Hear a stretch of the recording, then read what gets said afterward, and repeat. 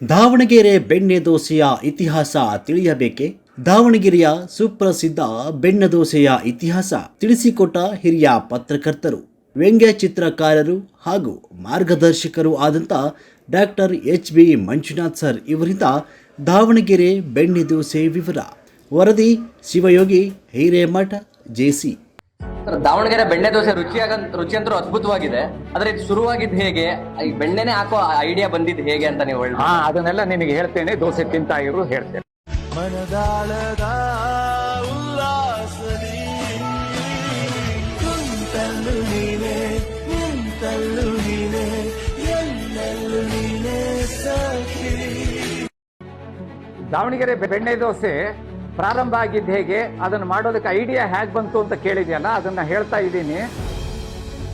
ದಾವಣಗೆರೆ ಒಳಗೆ ಸ್ವಾತಂತ್ರ್ಯ ಪೂರ್ವದಲ್ಲಿ ಚಿನ್ನಮ್ಮನವರು ತಮ್ಮ ಮಕ್ಕಳ ಜೊತೆಗೆ ಒಡ್ರಾಗಿ ಹಿಟ್ಟಿನ ತುಪ್ಪದ ದೋಸೆ ಪ್ರಾರಂಭ ಮಾಡಿದರು.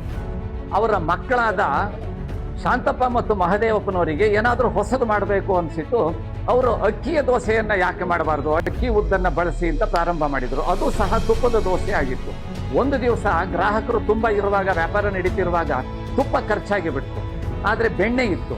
ಅದಕ್ಕೆ ಅವ್ರೇನ್ ಮಾಡಿದ್ರು, ಹಂಚಿನ ಮೇಲೆ ದೋಸೆ ಇರುವಾಗನೇ ಅದರ ಮೇಲೆ ಬೆಣ್ಣೆ ಹಾಕಿ ಬಿಡೋಣ, ಅವಾಗ ಅದು ತುಪ್ಪ ಆಗಿ ಕಾಯುತ್ತೆ, ನೋಡೋಣ ಪ್ರಯೋಗ ಅಂತ ಮಾಡಿದ್ರು. ಅದು ಗ್ರಾಹಕರಿಗೆ ತುಂಬಾ ಇಷ್ಟ ಆಯಿತು. ಘಮ ಘಮ ಪರಿಮಳ ಬಂತು, ದೋಸೆ ತುಂಬಾ ಕ್ರಿಸ್ಪಿ ಆಯಿತು, ಗರಿಗರಿ ಆಯಿತು, ತುಂಬಾ ಇಷ್ಟಪಟ್ಟರು ಗ್ರಾಹಕರು. ಆ ಥರದಲ್ಲಿ ಶಾಂತಪ್ಪ ಮತ್ತು ಮಹದೇವಪ್ಪನವರ ಐಡಿಯಾದಿಂದಾಗಿ ಬೆಣ್ಣೆ ದೋಸೆ ಎನ್ನುವುದು ಪ್ರಾರಂಭ ಆಯಿತು.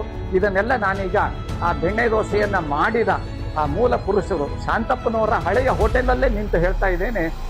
ಇದರ ಮುಂದಿನ ವಿವರಗಳನ್ನೆಲ್ಲ ನಾನು ವಿವರವಾಗಿ ನಮ್ಮ ಇದಕ್ಕೆ ಫೇಸ್ಬುಕ್ಕಿಗೆ, ಯೂಟ್ಯೂಬಿಗೆಲ್ಲ ಕೊಡ್ತೇನೆ. ಅದನ್ನು ಎಲ್ಲರೂ ನೋಡ್ರಿ. ಮತ್ತು ಇದೀಗ ಒರಿಜಿನಲ್ ಈ ಶಾಂತಪ್ಪ ಬೆಣ್ಣೆ ದೋಸೆ ಹೋಟೆಲ್ ಅಂತ ಈಗೇನು ಗಣೇಶ್ ನಡೆಸ್ತಿದಾರಲ್ಲ, ಇದು ಒರಿಜಿನಲ್. ಹಾಗೇನೆ ರವಿ ಬೆಣ್ಣೆ ದೋಸೆ ಹೋಟೆಲ್ ಅಂತ ಪಿಜೆ ಬಡಾವಣೆ ಒಳಗಿದೆ, ಅದು ಸಹ ಒರಿಜಿನಲ್. ಇದು ಶಾಂತಪ್ಪನವರದ್ದು, ಅದು ಮಹದೇವಪ್ಪನವರದ್ದು. ಹಾಗಾಗಿ ಇದನ್ನು ನಾನು ಮುಂದಿನ ವಿವರ ಕೊಡ್ತೇನೆ. ನಾನು ಎಚ್.ಬಿ. ಮಂಜುನಾಥ, ದಾವಣಗೆರೆ. ನಮಸ್ಕಾರ.